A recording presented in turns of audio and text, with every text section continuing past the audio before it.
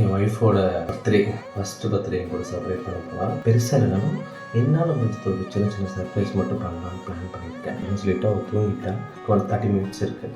So அதுக்கு ஒரு சின்ன டெக்கரேட் பண்ணிவிட்டு ஒரு சர்ப்ரைஸ் பண்ணுவேன்.